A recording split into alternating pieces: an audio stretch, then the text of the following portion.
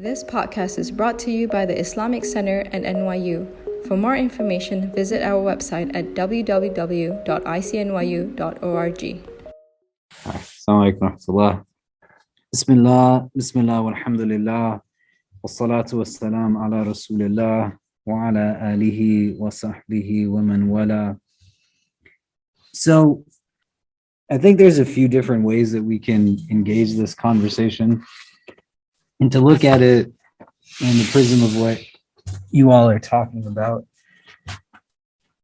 Because the idea is kind of all rooted together, right? And what Tariq is saying in terms of how do you deal with an absence of success, and Shamina, what you're talking about in terms of trying to figure out what does something look like down the line, right? Reflection in and of itself is an interesting kind of process. In Arabic, the word for reflection is fikr, right? And when you're doing it, you can do it in the present, you can do it in retrospect, and you can do it with kind of foresight. And these three things have a relationship to each other, but they're also things that can be done independent of one another. So for example, if somebody has a trajectory that's outlined and it's, what are you studying? I haven't declared, but I'm going for international relations. What did you fail? Probably comp sci. Comp sci? Yeah, great. So you've failed comp sci. And let's hope, inshallah, I did not fail comp sci. But in getting to a place now where one says, what does that disrupt? If you're trying to think about yourself as an individual that exists in this moment, but it creates now a sense of anxiety, because what you started with was, I didn't do well on an exam, but where your thoughts ended were, how do I tell my family? Those are two very different scenarios. Do you see what I mean? Does that make sense? Right? And so in us trying to think out, well, I'm here in the moment, and it creates now a challenge that there's a bad grade, there's parents, and then it attaches itself here, but it's not being done productively. It's being done in a state of anxiety. It's not done in a mode of empowerment. There's a lot of different things that can interject, and it's not then reflection. It's being done now through this negative prism with stress, and that's more rumination than reflection. It makes it hard then to draw meaning from things like failures or mistakes. You get to a space where it's just now about immediacy of kind of feeling whole. Do you see what I mean? Do you? Mm-hmm. What am I saying? You're saying, well, you're kind of describing my feeling in like an academic way. It's weird that happens, right? Mm-hmm. Yeah. Every time you ask me to repeat what you say, I never repeat what you say right. Why? No, that's great. Last time you're like, oh, what did I just say? It's like always under pressure. Yeah, I start sweating. So what happens here is that you start sweating? Yeah. My goodness. So what happens here is that this is all being done by you. And it's very easy for us to get to a space now where there's not necessarily meaning in these situations, because you're not devoid of an answer, but the question that you're asking isn't what it is that you're looking for, right? So how do I deal with a bad grade is very different from how do I tell my parents I got a bad grade, because I might be able to cope with it, but there's other complexities that get in the way. And that's what reflection can help with. But the states that you're in when you're in that mode of reflection is what becomes critical to understand, right? If you're applying this to say, how do I deal with this in terms of, my future professional endeavors? I was on the phone with someone today who is successful medical practitioner, doctor, doing well in that regard, doesn't have a life partner and is in a space now where there's a lot of disarray in that sense. How do I move forward when I'm in this space that there's external variables causing inward agitation? Do you get the question, right? And to think out now, there's real life implications, but I'm rooting it and compounding it in a specific frame. And it's not letting me understand what are the other things that are creating difficulty for me? What are the other things that are creating anxiety for me, right? So do you find just a sense of real energy in the sense of I could be whatever I want to be, so to speak? Or does it create kind of suffocation and restriction, right? And which one do you feel? And it's not that those are the only things you could feel, but like, what do you feel when you explore this idea of what am I going to experience tomorrow? Or when you're thinking about how do I tell my parents, like what's going on inside? Do you get what I'm saying? What's happening within you when you're thinking about that? Okay. So so if you have a link between these two things, right? You're already now creating for yourself cognitively a relationship if career equals success, right? This is what you're telling yourself. Like I was on the phone with somebody who's brilliant, amazing at this, but in her head, marriage equals success. And she has all of this down, like, great, you know, but she doesn't have this. So in her head, it's not that this equals this, but only this equals this. Do you see? Mm-hmm. And it now becomes an impediment to how she sees herself, right? In your head, it's, you know, grades equals success. Do you see the challenge here? Right? Because we can put anything here. Friends equals success. I don't even know how to write success. A lot of C's and a lot of S's in there. Right? You know, followers equals success. Right? A house equals success. What is the basis of all of this? Like, who's determining that this is what success is? Because when this becomes success, absolutely, it's also then giving us a definition of what failure is, right? So how are you coming to a place of determining that this is what success looks like? And these are the variables that determine what success are. Do you get what I'm saying? In our tradition, success isn't oriented towards the acquisition of a house or good grades or marriage or career or friends or followers. The Prophet ﷺ was a shepherd.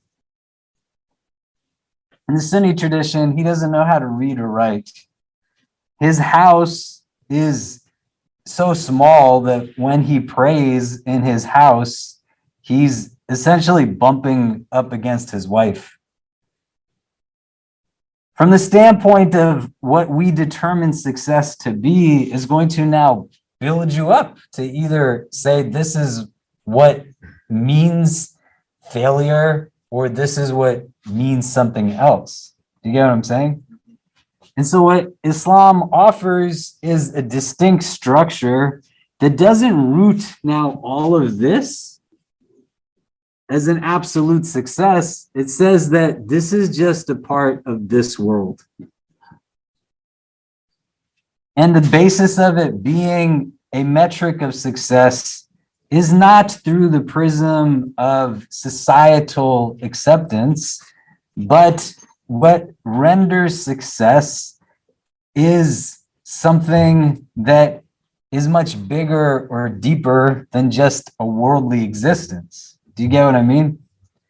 And it's a very different paradigm than what those who instill this in our head make us believe that success is about. Do you get what I mean? I'm not going to ask you what you think because I don't want you to perspire. But what am I saying? Somebody tell me what I'm saying. If you don't know where this came from, it doesn't mean that it doesn't exist, right? Life is full of paradoxes. Do we know what a paradox is? The word paradox, what it means? What is paradox? Yeah, right. It contradicts itself. You're right. I'm just messing around. It's a phrase that is valid, but seemingly like contradicts itself, right? And so a paradox is, a paradox that we can attribute to this is that when you don't make a choice, you've essentially still made a choice. Because you're now choosing to do something, but not necessarily choosing to do it consciously or deliberately, right? Like a lot of us, religiously as Muslims, we unconsciously choose a perspective of God.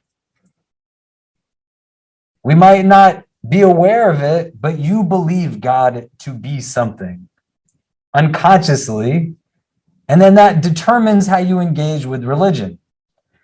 The God of the Quran, the God of Muhammad sallallahu alaihi wasallam, is a God that he seemingly had hope in and drew strength from and empowerment from.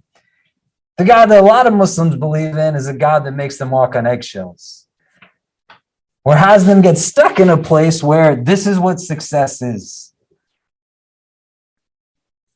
This is what renders me now success. Success also, in this definition, equates now to a place of happiness.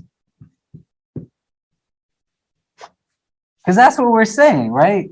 Get good grades, get a job, get married, get a house. It's all in pursuit of this. What Islam as a tradition posits is that everybody's entitled to this, whether they have these things or not. So the determining factor as to why am I studying and why am I in a pursuit of grades is a very subjective intentionality that you bring. And the motivation can be, I am studying this so I don't piss off my parents, but then that's what you're doing. And you've told yourself success isn't that my family is happy with me. Success is that my parents don't yell at me for being like a delinquent, right?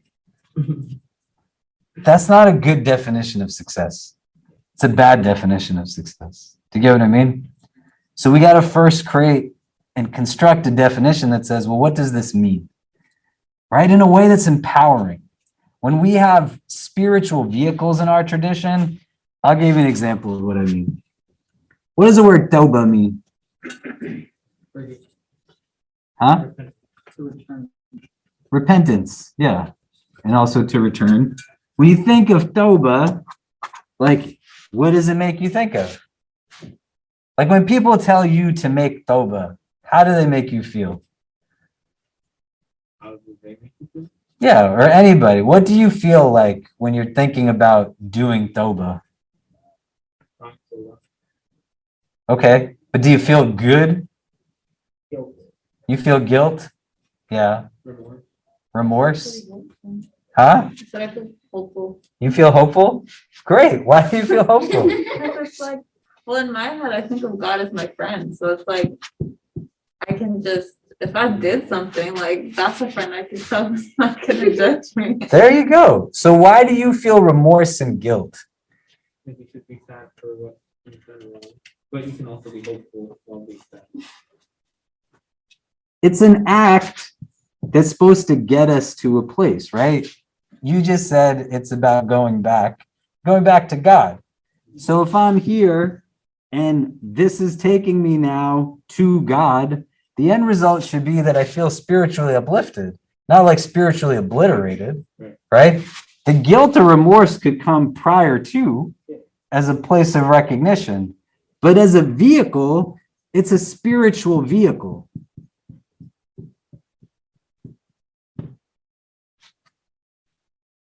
But when people on the minbar are constantly saying, like, this haram, that's haram, you're going to hell, all of this stuff.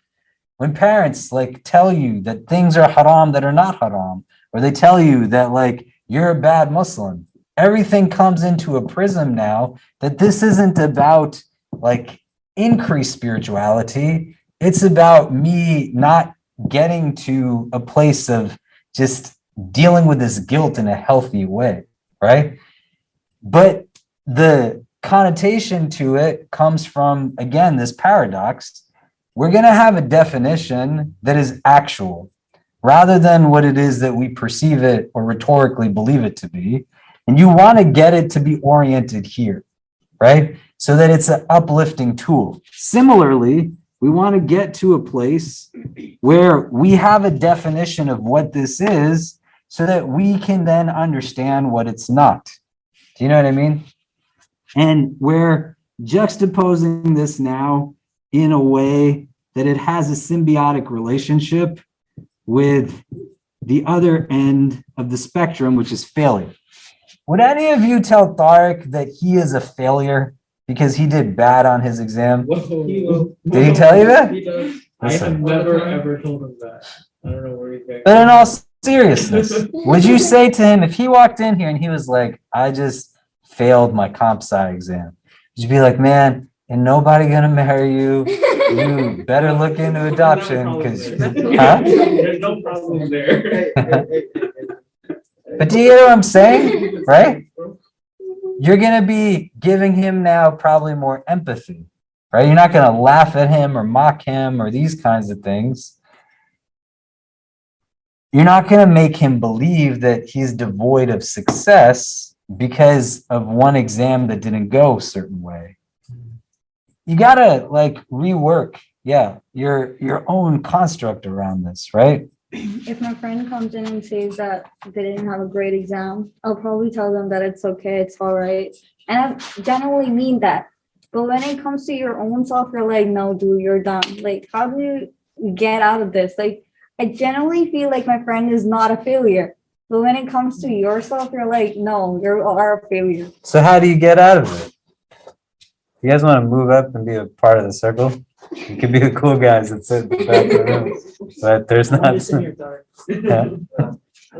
How do you deal with it? Right? We've all had feelings where we don't feel like we're doing well or we're not good enough, and it comes up at the wrong times. What can I do if I don't have somebody to lean on in that moment? How am I getting to a space? Do you see? What do we think? What was your question? Hafsa is asking, it's easy for me to pass out, cups of wisdom to others. But when I have to drink my own tea, I'm not good at that.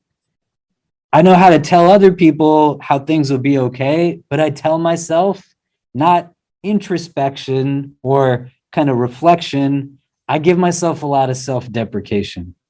So I'll tell Tariq, don't worry, man.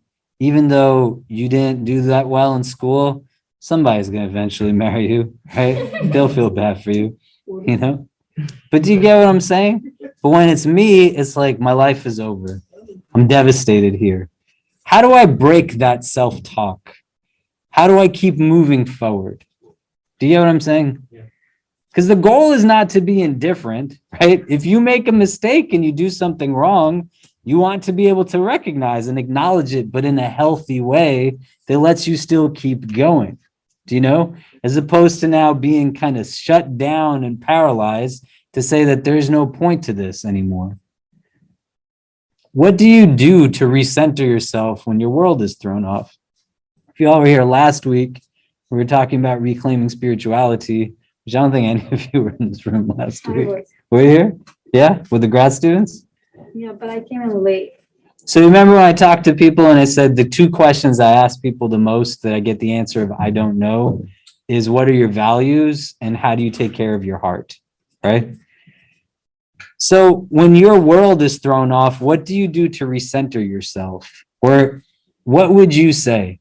If somebody says, I'm good at telling people, like, other than myself, that things are going to be okay, how do I do that for me? How do I talk myself down when I'm now kind of going all over the place? What do we tell people? And not like words, but strategies. Okay. What do you think about that? You be honest. Remember when you told me I was really old on my birthday? Yeah, bring out some of that honesty.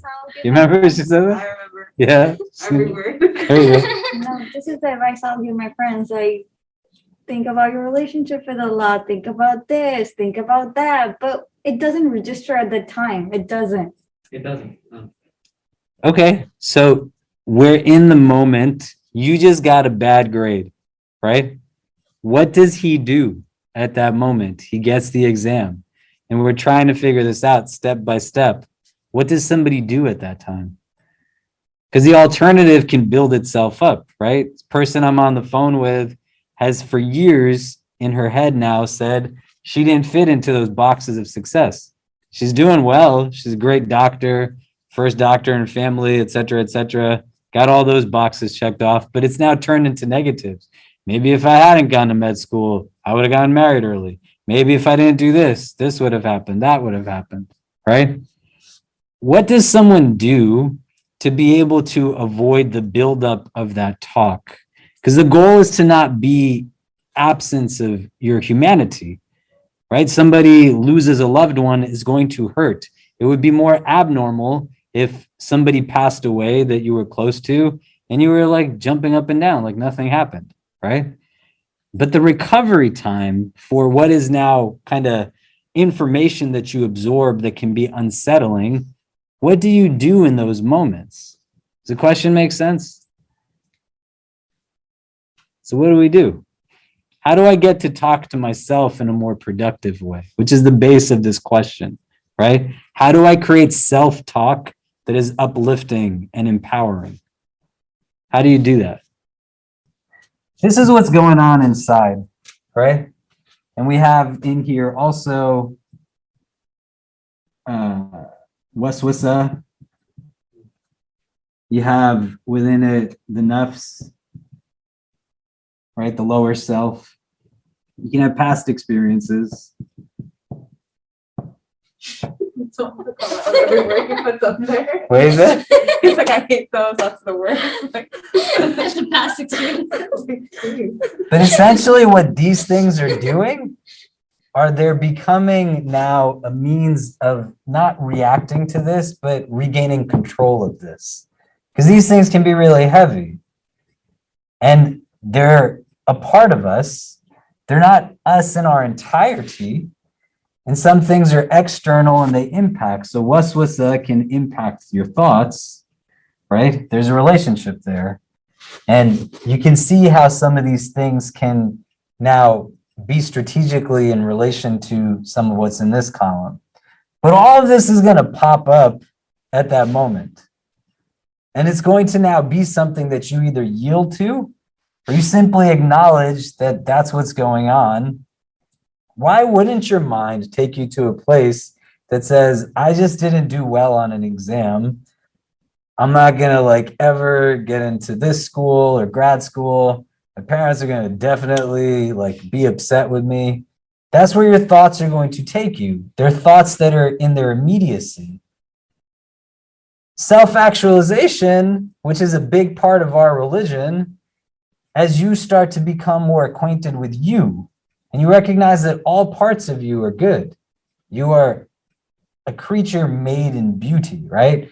Tariq recited Surah Teen during Isha time. That's what it says. لَقَدْ خَلَقْنَا الْإِنسَانَ فِي أَحْسَنِ تَقْوِيمٍ. We created humans in the most beautiful of forms. It's a divine statement, right? Somebody's going to ask you if you're beautiful. Like, yeah, I'm beautiful because God said he made me beautiful. So you're in this sphere now that says, these are the things that I'm combating. They're coming up they're not externals, they're internals. They exist within you.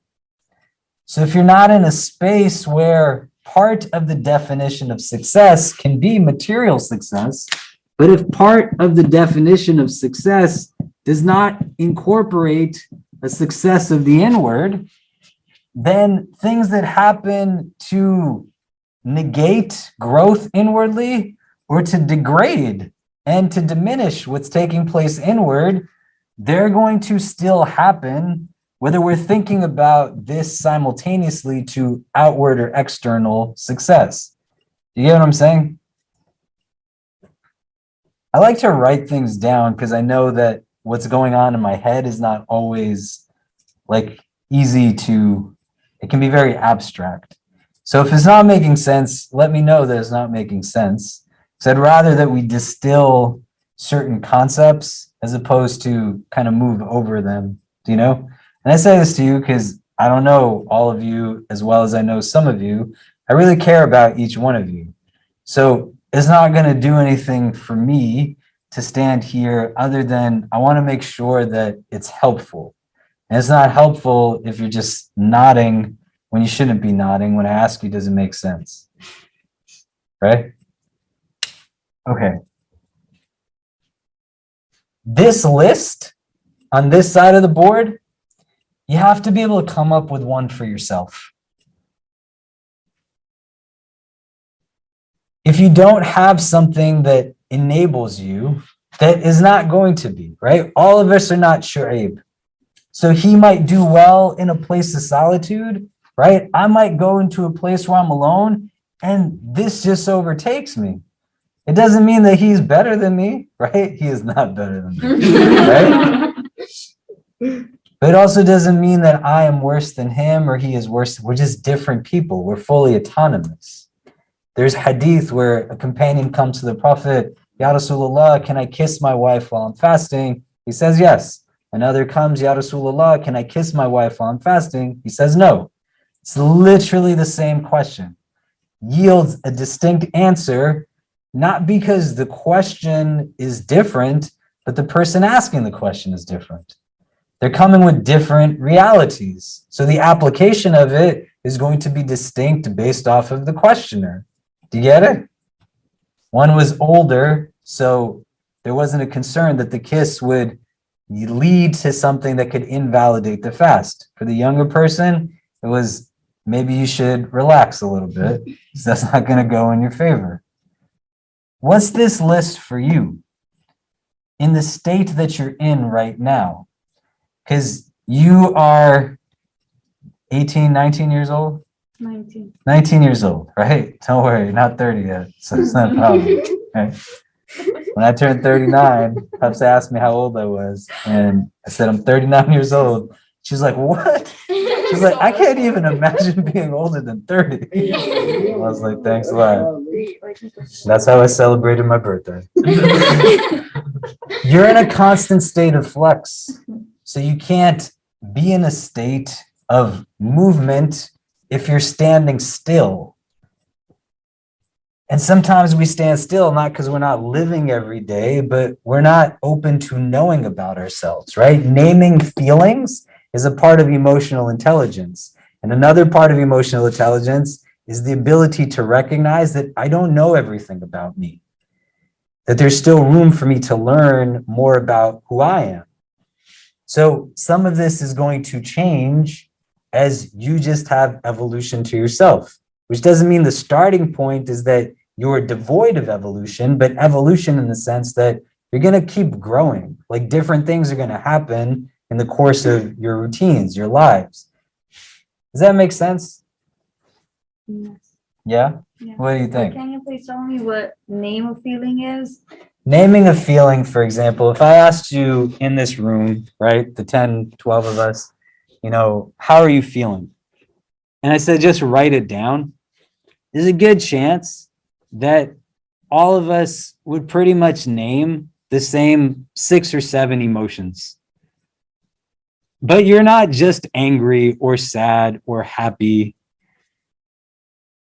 When I teach this class that Raham takes, one of the things that I do to demonstrate this, right? There's about 31,000 emotions you can feel. And you're in the class too, right? And I show people a list, an encyclopedia of emojis, where there's literally like thousands of emojis, right? You could open up your phone and you can nuance your expression to a place where it's like a winky face with a smile and the tongue is out. And it just means a different feeling than the winky face with a smile, but the tongue is not out. If there's thousands of emojis that are built to express what you're feeling, that means that there's thousands of feelings that you're feeling. And self-talk is really, really important because you can convince yourself of anything. And some of these things, waswasa, the nafs, they want to get you to perceive other than what is actual. So they're going to impact your self-talk to get you to a place that it doesn't matter what is real. They're going to get you to just believe something, whether it's real or not. And in that, if you start telling yourself, I'm angry, but in reality, you're really sad. Or you're in a state of grief, but you're telling yourself that you're depressed. Or if you're actually in a place of depression, but you're telling yourself you're angry. Its application is going to be problematic. And you're not naming the feeling accurately. And it's going to then create kind of a trajectory off of a misnamed feeling. Does that make sense? Yeah. Is that what you guys got from class? I'm glad you learned something. I take notes and everything. Oh my God. What were you going to say? I'm sorry. I didn't mean to cut you off. I forgot what it was. Does it make sense? Yeah, it does. Okay. Language is the key here, right? You don't want to undermine that our tradition is an oral tradition rooted in a text that is called like the recitation, the Quran. The Prophet ﷺ is, in his own words, he says, blessed with a speech that's jawami in its nature, that he spoke concise statements, but every word had deep meaning to it, right? In the Adamic narrative of creation, the verse is there. وَعَلَّمَ آدَمَ الْأَسْمَاءَ كُلَّهَا. Adam was taught the names of everything. Everything is about deepening. And one of the ways to deepen is by knowing the names of things. So how can you call something by its name if you don't know the name in the first place? Do you get what I'm saying? And then there's ambiguity to it, right? Like if somebody said to me, tell me about like this Muslim girl. I'm like, what? But I could describe any of the 4 women who are in this room right now. If somebody said to me, what do you know about Riham? I now have specificity attached to her name. And now what her name means to me is distinct based off of my knowing of her. Do you understand? You can't know yourself if you're telling yourself that you are something that you're not. And then you have a gap in your own information, and then it becomes harder to apply back words to yourself because the challenge isn't in the language, but it's in the perception of your own self. You see what I'm saying? Meaning like, if you try to tell yourself something to make yourself feel better, and you're saying that I'm, X thing, when in reality you're Y, the solution is not going to work because the starting point isn't necessarily understood. Yeah, that's like the goal thing we did. Like, what are your values? How you get here? And if you don't know your starting point, how are you going to end up there? Yeah, right? You get it? Other thoughts on this? Just want to be mindful of the time. Can you pull anything from this to apply it to your conversation with yourself on what do I want to do with my life? Right? Mm-hmm. Yeah. And what are some of those things that you could pull for yourself? Yeah. What does success look like? I'm going to say it to you as your brother who loves you. as a Muslim, but also as a person, your definition of success, you want to try your best to incorporate something that has to do with other realms of existence. So what does your time in this world mean in terms of what does success look like in the grave? What does your time in this world mean in terms of a successful day of judgment? What does your time in this world mean in terms of a successful akhirah, right? May Allah make us all people of Jannah. But what does that mean? Like, what does it really mean, you know? And creating for yourself now something that gives insight as you pursue this in terms of worldly success. So if I know that my pursuit of what is going to be worldly is going to take me away from other worldly excess, then why am I going to pursue what is only going to give me good here, but it's going to mess up my time when I'm in the barzakh, I'm going to be in the grave, right? So you don't want to turn towards impermissible means of livelihood, for example. You don't want to engage in an absence of ethics in your activism or entrepreneurship, even because it's not good to mistreat people, but you think about success in these different realms, right? So what does success look like when I'm talking in a worldly sense?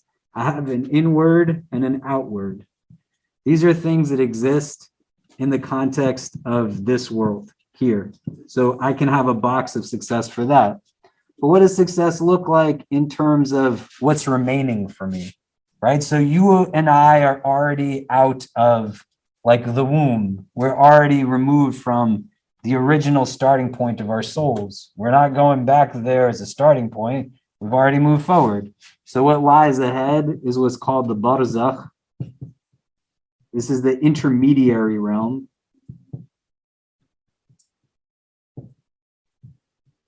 It's like the grave.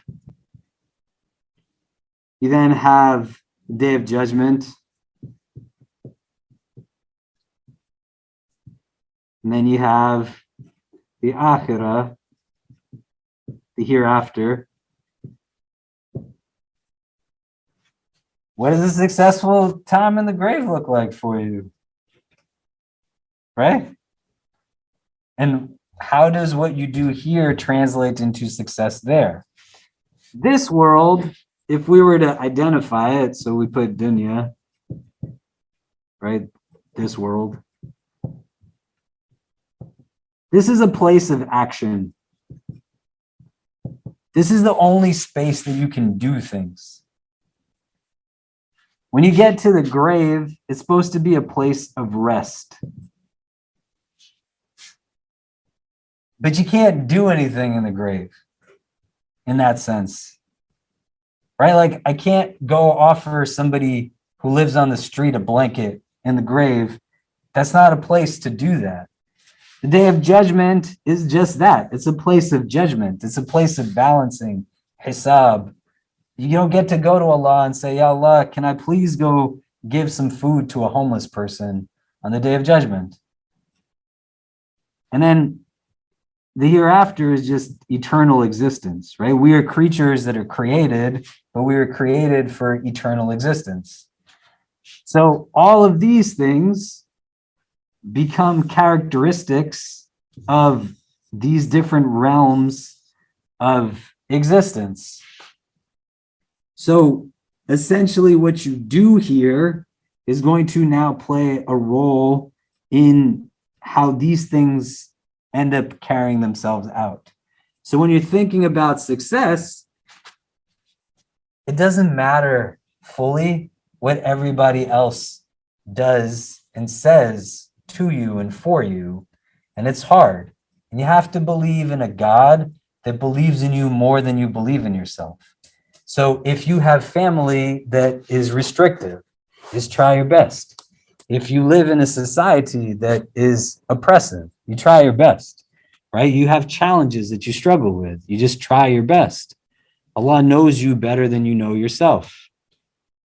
But if you do not make a decision, you go back to the paradox we talked about. When you do not make a choice, you've essentially made a choice.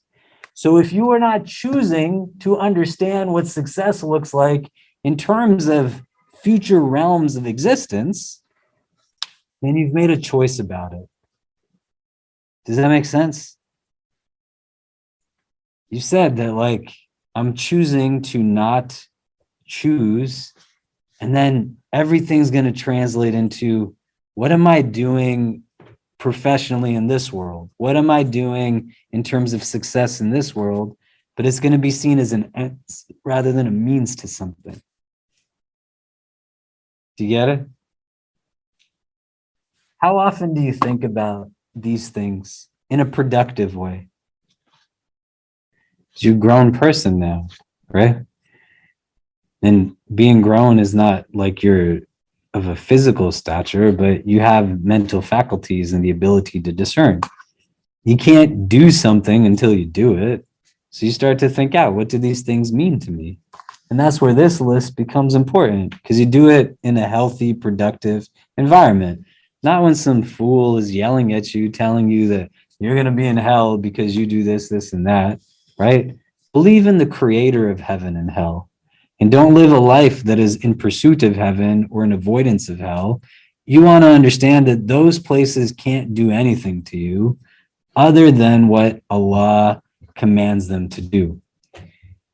So recognizing who God is, and then being in a space where the tools and information is given to you, it's not a problem. Like you can't go back and rethink yesterday.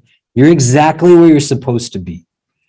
You don't have to belittle it, because that's, again, the tool of this. That, oh my God, I can't believe I'm like this old now and I haven't ever thought about this and that. No, like you don't need to do that mess, right? You're thinking about it now. So you spend some time. Like, what does it look like for me? And then you start to apply it to your decision making, right? Like, this is going to give me 5 minutes of like satisfaction.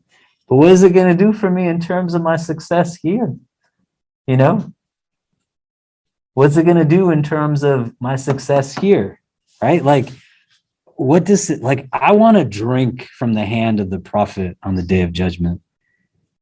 I want to be like in the shade on the day of judgment. How do you do that? And then you think, is it either or? No, it can be both and. Right? Be successful. Go be amazing at what you do. Bring real ihsan to it and do it as a source of additional growth. It's going to be hard to think about it holistically if you're just thinking about it through one prism and one part. And that's, again, like a tool of shaitan. And you don't want to go home and tell your parents, be like, Dad, you're just influenced by the devil, right? No, your dad's going to slap you, and then your dad's going to slap me for telling you things like that. But you want to think about it, again, in your own terms, in your own prism. Like, what does success look like more broadly? And how do I not fall into something that just because it's a socially accepted thought doesn't mean that it still makes sense fully? You get what I'm saying? Okay. Any questions or thoughts on this or comments? Is everybody good? Are we like in a good spot? Yeah. Okay, great. So we're going to pick up next week. And I had said this a few weeks ago, but I think it's good, because what I had said a couple of weeks ago, but then we shifted because the grad students wanted to do something. I wanted to look at the first 10 verses of Surat al-Mu'minun, and we can like reflect on that. It talks about success. That's essentially what it talks about. And there's 7 characteristics that are rooted in this first 10 verses that are off of this premise, right? قَدْ أَفْلَحَ الْمُؤْمِنُونَ, like the believers indeed have succeeded, right? And then it goes to say, what are those characteristics of success? And so we'll just go through it verse by verse, and we'll do it within the 7:30 to 8:30 time frame. Just so you all know, I think we'll try to pray Isha before as opposed to after, because Hannah's class won't have Maghrib interrupted anymore. Daylight savings time is going to push everything an hour back. So if you can get here by like 7:20, maybe we'll pray Isha beforehand, unless people would prefer that we pray it after, and then we'll end promptly at 8:30 and pray. But what do you all think? And even if you're not going to be here every week, like what would make more sense? Should we pray before or should we pray after? After? Conversion. I feel like it would make sense to pray after. After? Yeah, after the version. Okay, so we'll start at 7:30 and go till 8:30. If you can bring notebooks next time or something to write with, because what we'll do is we'll go through every word in the verses. We'll do it verse by verse. I'll explain like what the grammar is, the etymology of these words, like how it is that it kind of is understood in different tafsir texts. And so there'll be a lot that we can pull out of it, inshallah. You want to be able to write down because you'll just retain more and tell other people to come to, right? We're going to be talking about Quran, which is always a good thing to do. And it becomes one of these kind of spaces potentially of just recentering, right? Is there anything we need to announce? No, you guys have raised, mashallah, $50,000 already, which is really amazing. Yeah, so jazakumullah khair. Allah reward you for that. And I think there's still time to raise money, right? Throughout this week. We sent it to the IC list, but it's in all the WhatsApp groups too and things, so definitely keep letting people know. But that's really amazing. And it's not something you should undermine, right? You want to, with gratitude, recognize like ability God has given to you and to not treat it as something that's just rhetorical, but what you can do when you come together is also amazing.